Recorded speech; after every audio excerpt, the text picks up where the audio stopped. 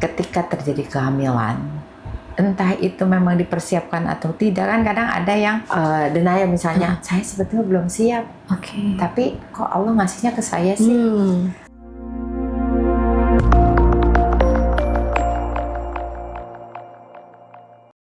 Halo Bimoms, kembali lagi bersama dengan Prisa di podcast Bemomio bersama Bidan, persembahan spesial dari Bemomio sebagai teman wanita dalam memenuhi nutrisi kehamilan.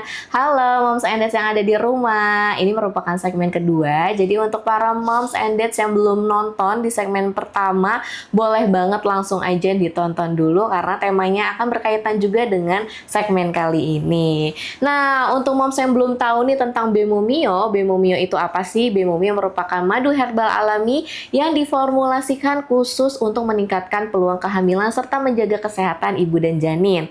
Bemomio ini sangat bermanfaat untuk meningkatkan kesuburan, mempersiapkan nutrisi sebelum nikah, dan menjaga kesehatan selama kehamilan. Jadi untuk para moms and dads di rumah yang mau tahu Bemomio, bisa langsung follow sosial media Bemomio yang ada di bawah sini. Oke, bersama saya Prisa dan masih bersama Bidan Linda. Halo Bidan, masih semangat ya untuk mengedukasi para moms and dads yang ada di rumah. Jadi misalnya kita tadi udah bahas ya Bu Bidan ya di segmen pertama. Jadi untuk nanti moms and dads kalau misalnya kepo boleh banget tonton di link yang ada di description box di bawah ini gitu. Jadi kalau misalnya moms and dads ada pertanyaan juga boleh sharing-sharing di kolom komentar. Oke, lanjut nih ya Bu Bidan ya, karena masih semangat mengedukasi untuk para moms and dads di rumah di sela-sela kegiatan padatnya mungkin ya Bu Bidan ya. Nah, tadi kan kita udah bahas terkait dengan program-program unggulan IBI gitu ya Bu Bidan ya.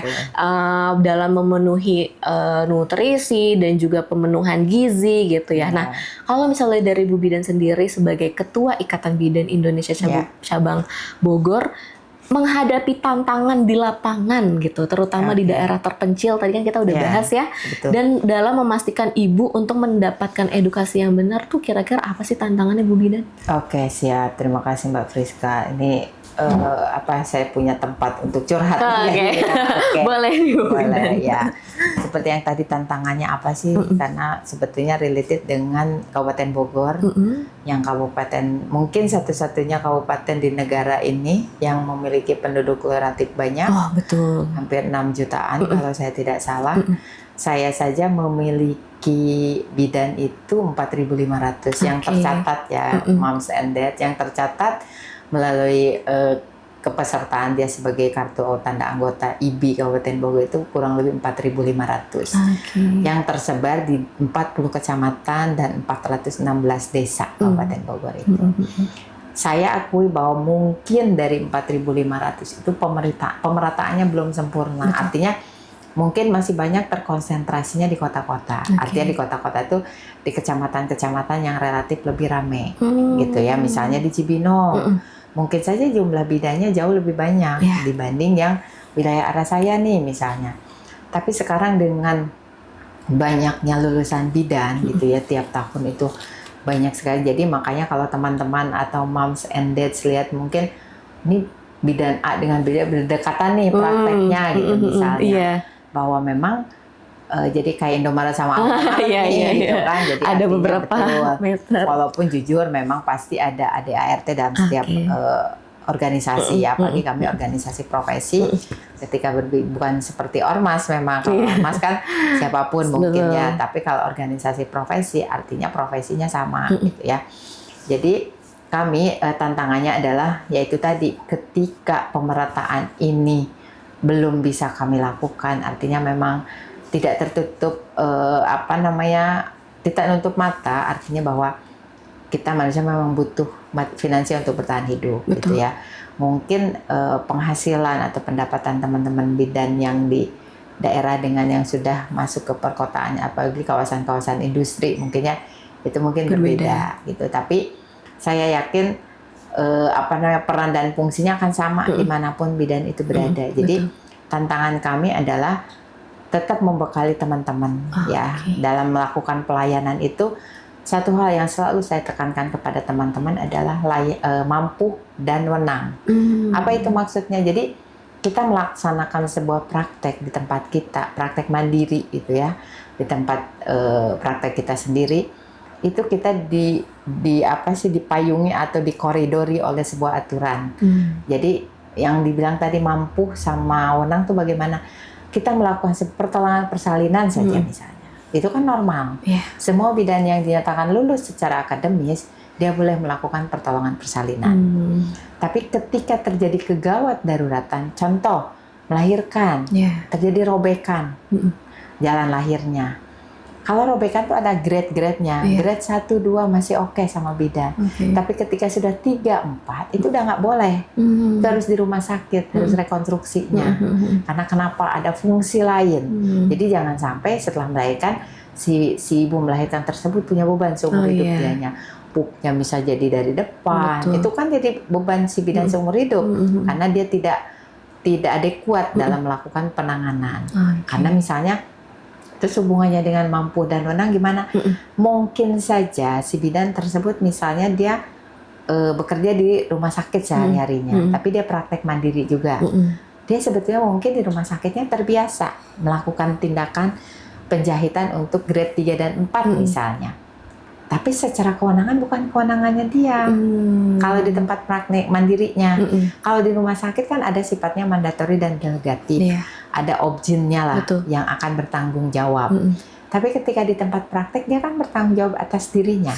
Jadi ketika terjadi masalah atau efek atau side dari tindakan tersebut, kan ada tuntutan hukum buat dianya. Makanya kenapa saya selalu harus melihatnya mampu dan wenang. Mampu melaksanakannya tapi tidak berwenang, jangan dilakukan. Atau berwenang tapi dia nggak mampu. Dia harus juga, saya kayaknya nggak expert deh melakukan, walaupun itu kewenangan dia. Ya jangan juga. Artinya berarti dia harus meningkatkan skillnya. Jadi tantangan-tantangan, apalagi sekarang kan berkembang Mbak Frisa, bahwa di bidan itu bukan cukup hanya melahirkan, terus ada komplementer, misalnya ada baby spa lah, ada yang sifatnya sekarang herbal, yoga, pijat oksitosin. Jadi di tengah gempuran produk-produk yang menggunakan sintetis, kita misalnya ada yang sifatnya alamiah nih, kembali ke alam, back to nature misalnya.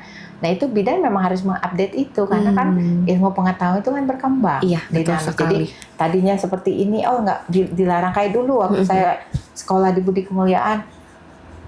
Tali pusat itu yang buat habis ngelahirin bayi, terus dipotong tali pusatnya masih pakai betadin atau alkohol. Sekarang kan nggak boleh. Udah beda ya. Nah, sekarang hanya kalian nggak dibungkus-bungkus aja, ya istilahnya. Jadi perkembangan itu nggak bisa tuh kita juga menutup diri kayak kata tempurung, nggak bisa.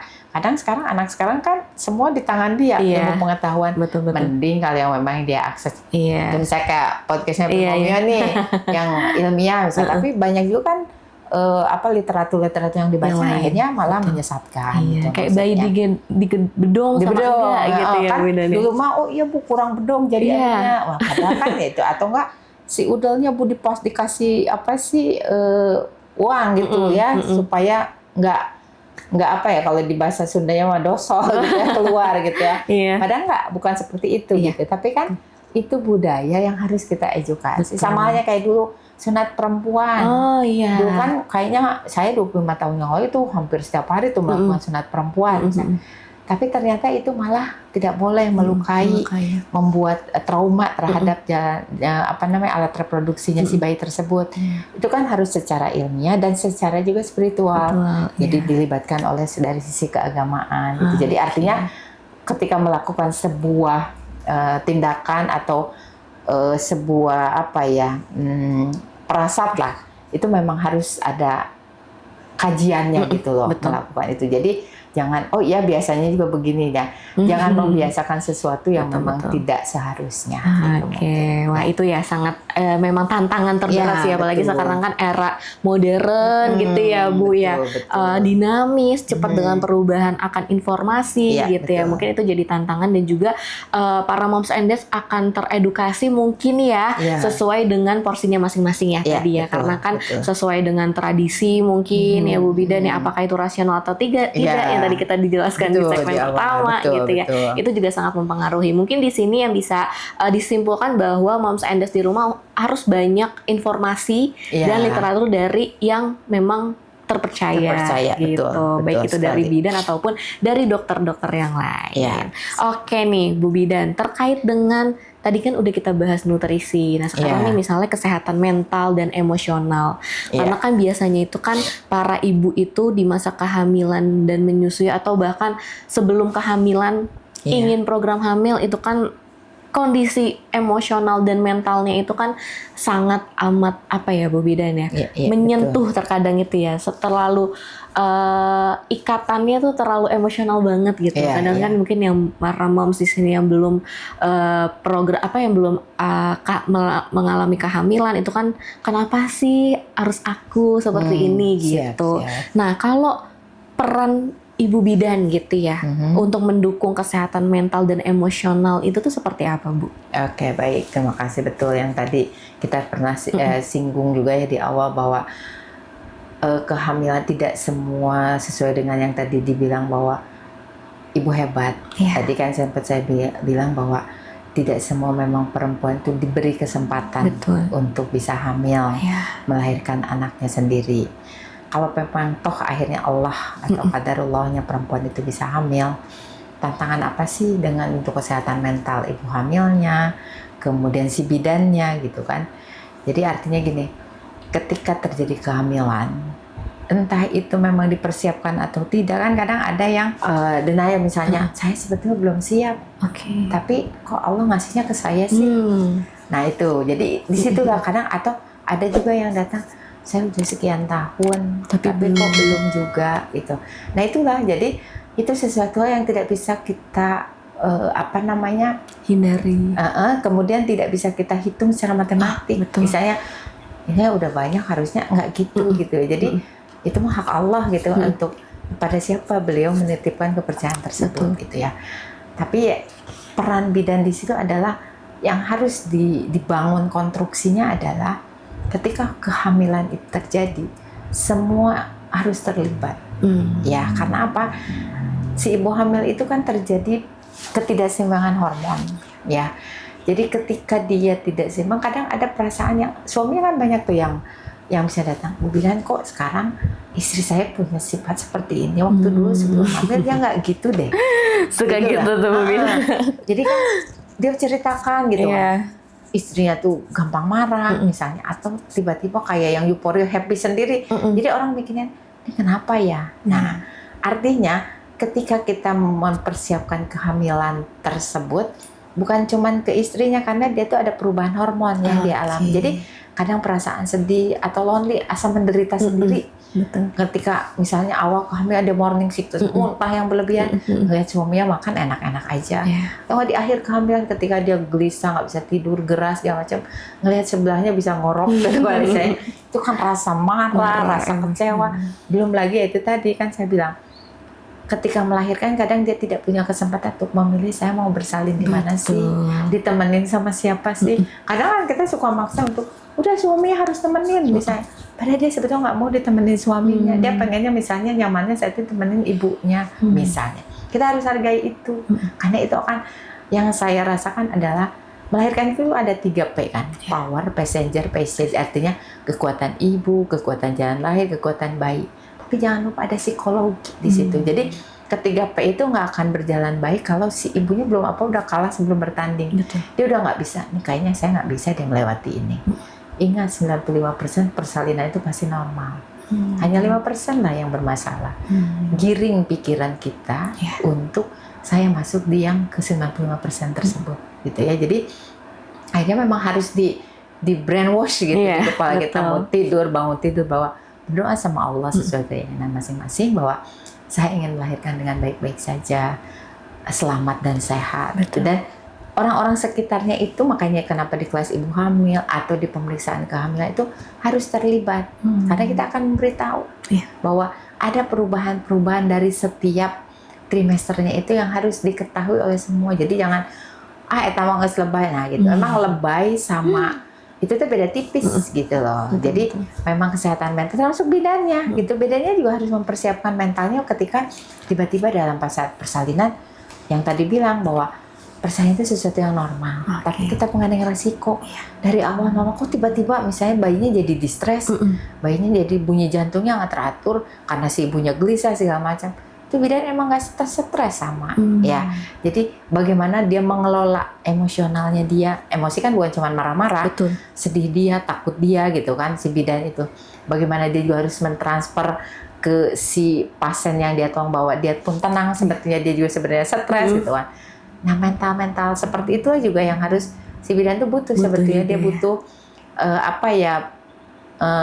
bukan pendidikan mental ya, maksudnya penyaluran dia untuk melepas stresnya itu seperti apa sih gitu. Bertahun-tahun dia bisa bekerja di situasi seperti itu gitu kan. Karena tuntutan masyarakat tuh kan kadang saya mengalami saya mau hidup matinya istri saya mau ibu aja. Kan seolah-olah gitu kayak malaikat penjaga segala. Jadi dia nggak mau, yang penting saking nggak mau ke rumah sakit misalnya. Padahal dia udah harus ke rumah sakit. Emang itu nggak beban, itu nggak pressure buat bidannya.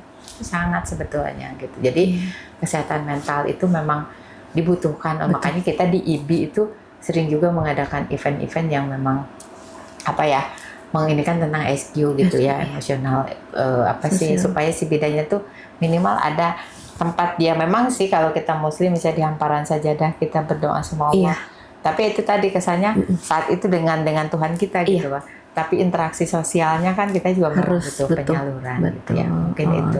Wah hebat sekali nih ya insight dari Bu Bidan ya, karena memang tidak bisa dipungkiri ya Bu Bidan ya, kadang juga tuntutan sosial dan juga lingkungan itu sangat mempengaruhi gitu ya. Jadi mungkin untuk para moms and dads yang ada di rumah tadi udah dijelaskan ya bahwa memang emosional itu pasti selalu ada gitu ya. Tapi bagaimana caranya untuk para moms di sini, terutama para moms yang ada di rumah, bagaimana cara mengontrol diri gitu ya, bahwa optimis gitu ya. Tadi juga udah disebutkan sama Bu Bidan gitu ya, bagi yang belum untuk dalam masa kehamilannya gitu ya, belum diberikan di masa kehamilannya, mungkin itu harus diusahakan lagi gitu ya, harus diberikan support lagi dari dads-nya yang ada di rumah. Dan juga untuk para moms yang lagi masa kehamilannya, tenang aja, jangan khawatir karena sudah ada peran bidan juga untuk mengedukasi dan juga mensupport untuk moms di rumah untuk kehamilan yang sehat dan juga janin yang sehat seperti itu.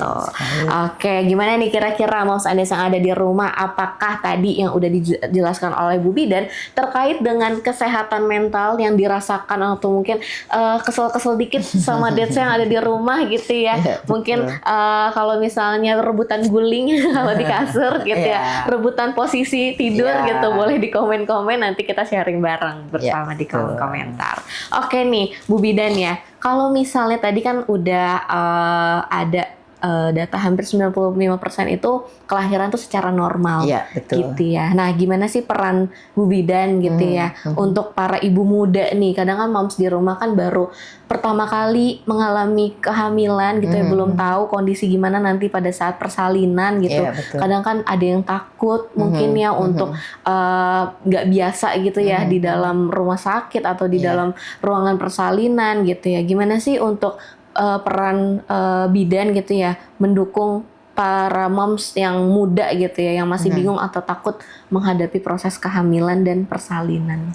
Peran kita dalam mendukungnya. Oke, baik Mbak Priska, bahwa sekarang kita sih sebetulnya bersyukur dengan adanya revisi dari pemerintah ya tentang undang-undang pernikahan. Kalau dulu kan 16 tahun dan 19 tahun, sekarang kan sudah meningkat nih perempuannya di 19 tahun, kalau tidak salah laki-lakinya di 20 tahunan gitu kan secara undang-undang ya, karena undang-undang perkawinan yang kalau dulu kan memang 15 tahun, 14 tahun gitu ya sudah menikah. Memang betul bahwa tidak semua ketika dia secara fisik sudah matang diikuti oleh kematangan secara emosional. Itu memang tidak seperti itu juga, karena saya bisa membandingkan ketika yang hamilnya itu dari pedesaan misalnya, yang tingkat penerimaannya bahwa memang hamil begitu adanya katanya dari mungkin dari orang tuanya, itu tingkat penerimaannya akan jauh lebih menerima keluhan akan lebih minimal. Oke. Tapi ketika misalnya pengetahuannya atau itunya tanggung sebenarnya, jadi keluhan akan banyak. Karena dia banyak di kepalanya itu kan banyak literatur yang dia baca, Iya, banyak entah betul atau informasi. tidak gitu, terlalu luber. Jadi akhirnya suka mendiagnosa sendiri. Contohnya, Iya, betul. kayak sekarang saya bilang, saya NPD kali ya, Iya. hanya karena membaca, gitu kan. Jadi bukan tidak boleh, tapi bukan kapasitasnya untuk mendiagnosa. Mendiagnosa tetap ada yang ahlinya, gitu ya. Jadi artinya peran kita di situ adalah menginformasikan, tetap kembali lagi ke pendidik tadi ya, bahwa ketika kita, makanya kenapa sih di pemerintah juga mulai program di KUA maupun di Kemenduk Bangga gitu kan, ada namanya persiapan sebelum hamil. Ya, jadi dipersiapkan entah secara fisiknya maupun mentalnya. Kalau fisik diukurnya dengan umur. Tapi kalau mental itu tadi, walaupun umurnya sudah cukup belum tentu. Tapi ketika secara fisik kita tuh jadi bidan tuh kan menolong tuh, kita harus tahu bahwa persalinan atau pertumbuhan kesehatan reproduksi itu kenapa sih harus 20 tahun? Karena memang bertumbuhnya si organ-organ itu memang selesai di 21 tahun. Jadi kalau masih 15 tahun, 16 tahun harus menerima kehamilan, itu belum selesai dia bertumbuhnya juga gitu kan. Jadi bagaimana mungkin harus menerima atau membuat sebuah generasi, sementara dia juga sedang bertumbuh. Nah, ketika satu fisiknya udah selesai dulu, tinggal di mentalnya, bukan berarti mental lebih mudah, bukan. Artinya kita tidak ini dengan fisiknya, karena fisiknya udah siap menerima kehamilan.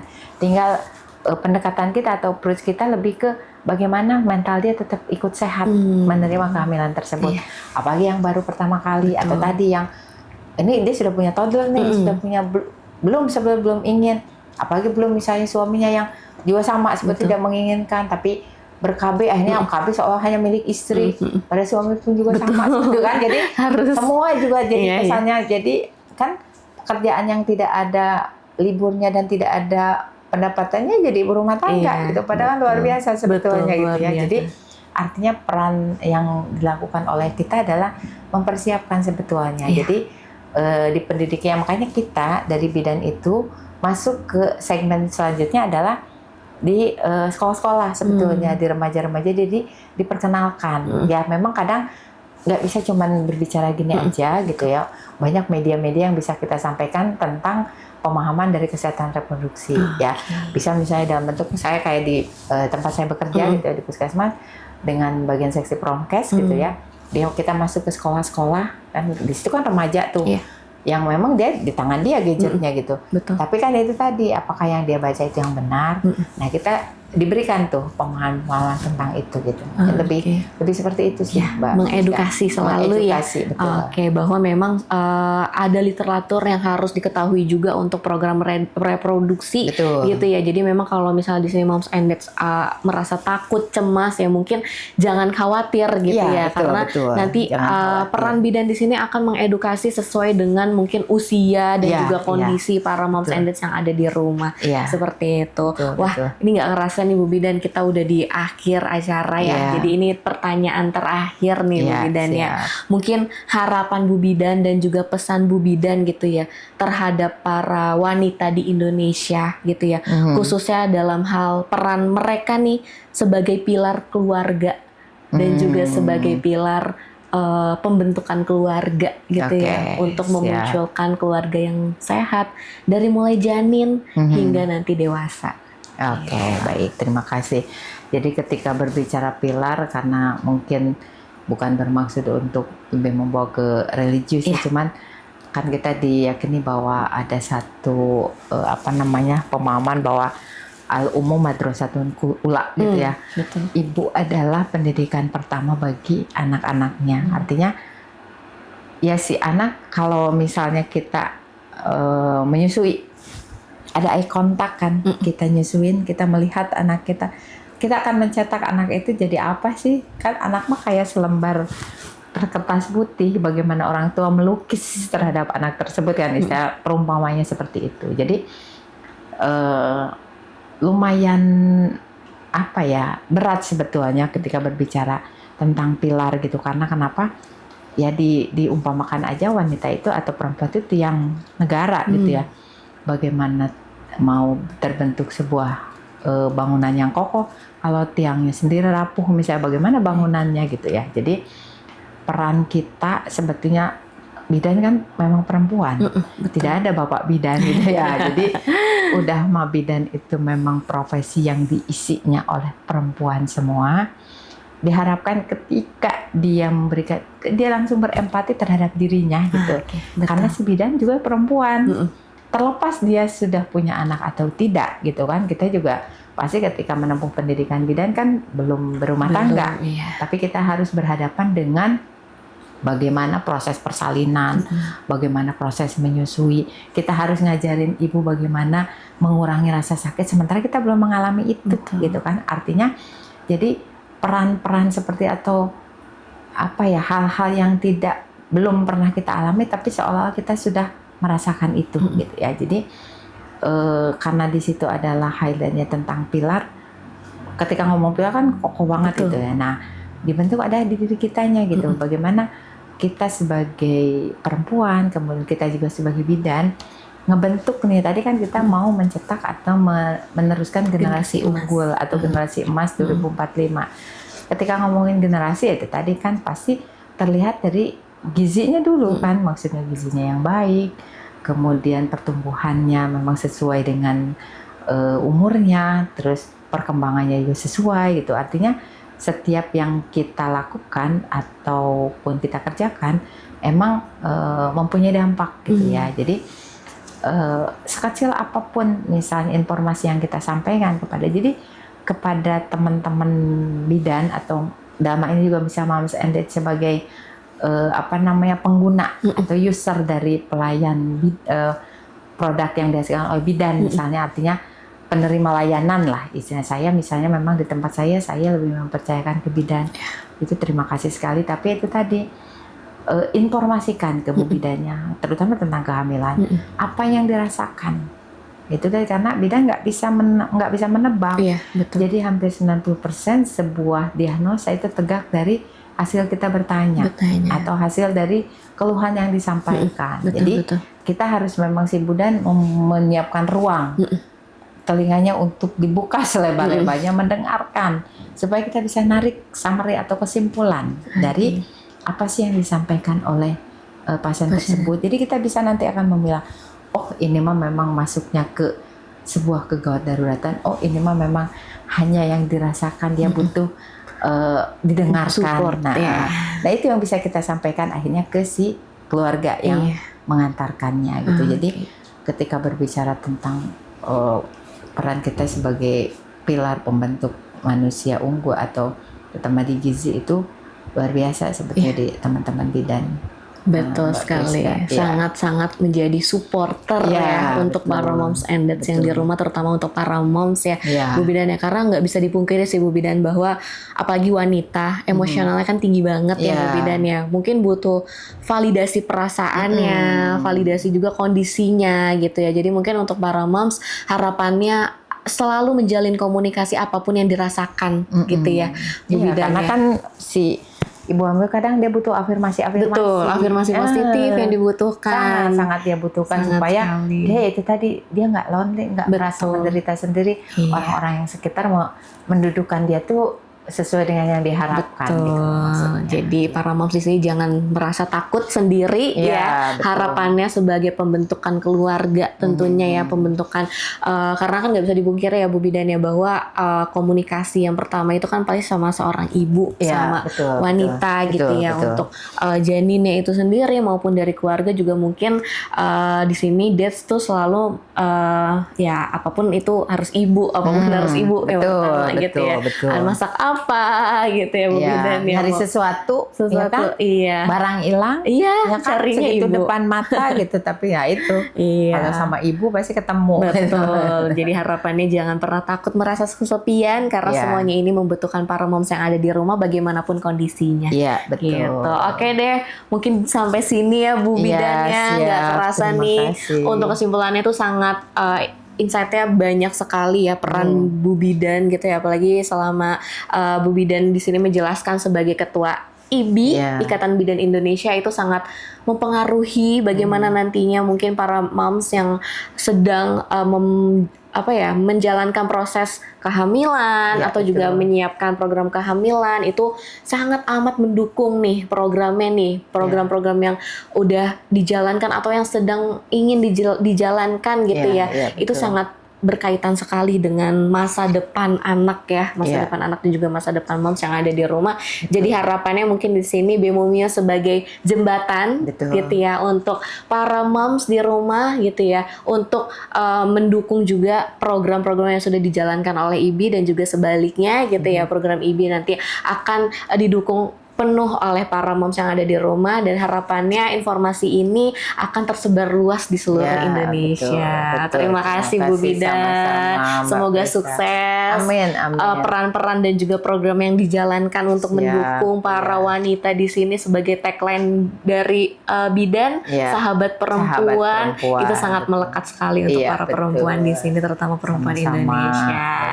Oke deh, sampai sini aja ya mungkin ya pada sesi podcast akhir kali ini. Mungkin nanti di nextnya bisa kita kerjasama lagi ya Bu Siap, Bidan ya. Mbak Jangan lupa tunggu Prisa. program-program Bemomio bersama Ikatan Bidan Indonesia gitu ya. Jadi Moms and Dad di sini bisa stay tune terus nih. Mungkin di Instagram Bemomio akan selalu memberikan informasi terkait dengan kolaborasi Bemomio bersama dengan Ikatan Bidan Indonesia. Terima kasih banyak Bu Iya, Bidan. sama-sama. Ya, terima kasih banyak untuk Moms and Dad yang sudah mendengarkan kita tadi mungkin di segmen 1 hingga segmen kedua akhir kali ini. Harapannya mungkin di sini Moms and Dad bisa selalu mengedukasi juga untuk semua keluarga yang ada di Indonesia. Jangan lupa komen, like juga, subscribe dan share video ini supaya semua keluarga di Indonesia bisa teredukasi melalui video ataupun podcast kali ini. Oke deh, Prisa dan Bidan Linda pamit undur diri. Sampai jumpa di podcast Bemomio bersama Bidan.